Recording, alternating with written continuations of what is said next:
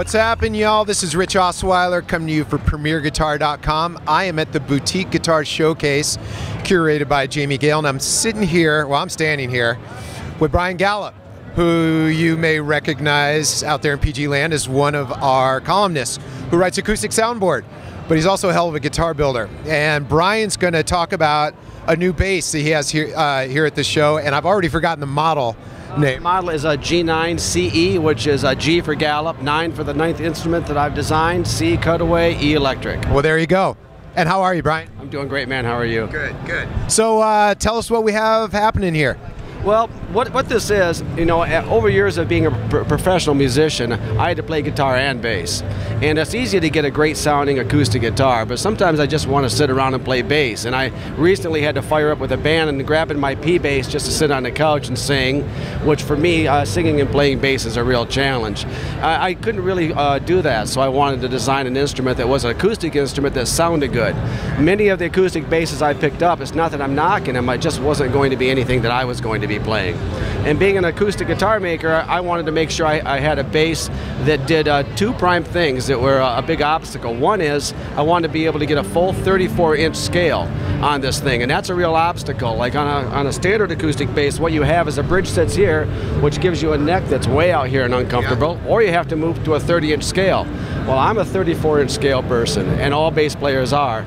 So what I did is I invented, this bass holds 2 patents, is a load displacement system. So this is actually the foot of where the bridge would be, but instead of pushing down, which is what we call pressure load, it has a load displacement system. So this is a combination bridge tailpiece, and it goes through the top, hits the mechanism on the inside, and fires the frequencies back up here, which gives me the ability to be able to have my hand rest just as if I'm on a standard B bass. Now that's a big deal for a bass player, because what we do is we live in this area. If we want to get a snappy sound, we're here. If we want to get a jazzy sound, we're up here, so we can make chords, so on and so forth. And when you do that with a standard guitar, you're already out of position. The whole scene just isn't really happening. Right.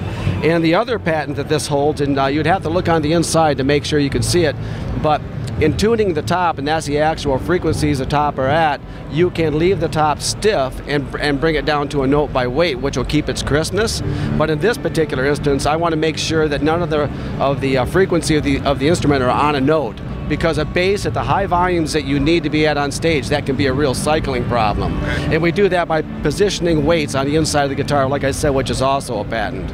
And what that gives me, especially plugged in, it gives me that big piano-like sound, you know. And the other advantage to that with the weight system, depending on how I set up the amp, I can get a very jazz-like thing out of this. So this is an extremely usable stage instrument, aside from being a good acoustic, you know, on your couch type instrument. Right.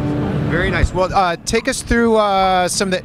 Is this East Indian on the back and sides? Can you tell us a little bit about the woods, the piezos you're using? Sure. Well, this is a mahogany instrument, and this instrument works really well mahogany and maple, which is really good because the woods are readily available. Yeah. We don't have to move into any exotic to make this thing happen. As with many of my instruments, the sides of this are actually engineered sides. The reason why we do that is by the time you engineer the sides, get them laminated up, put into solid linings, they're just like a snare drum. So you're asking the top and the back to not have any responsibility of holding the instrument in shape, which means we can tune their plates. The top, I stick pretty much with a spruce. You know, I've tried a cedar, but this is really a spruce that meets our specs. Again, this is a carved plate off of our CNC, and this entire instrument is ran through my software. You know, that's the software that's becoming popular today that engineers an instrument from the ground up. It's called sound profiling. And so that's what this whole thing is based off of. Again, I have the load displacement system, the patents on the inside with the weights. The neck is always a mahogany neck. Now, I am using a stringered glued up neck for the bass. It is a strong neck that's backed by 2 graphite shafts.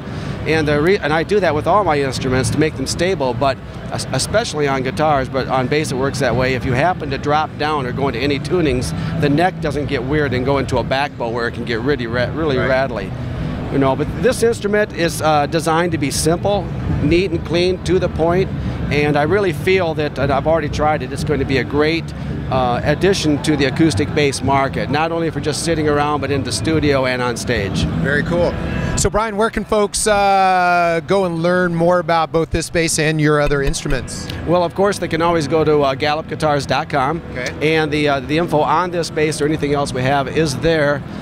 Right now, that's about the only place. We have dealers, but they always come back to our website for the intel. Okay. And can you give folks kind of a ballpark on what these basses might run them? The first basses that are coming out are $7,500. Okay. And that includes a custom Hoffy or a Colton flight case. Okay. That's with all of our instruments. You know, when they get to be that level, you want to make sure they're protected. Absolutely. Absolutely. Well, Brian, thanks for your time. Absolutely. Thanks for coming by. This is Rich Osweiler for PremierGuitar.com. Subscribe to our YouTube channel, and you're going to see a lot more. Thanks, y'all.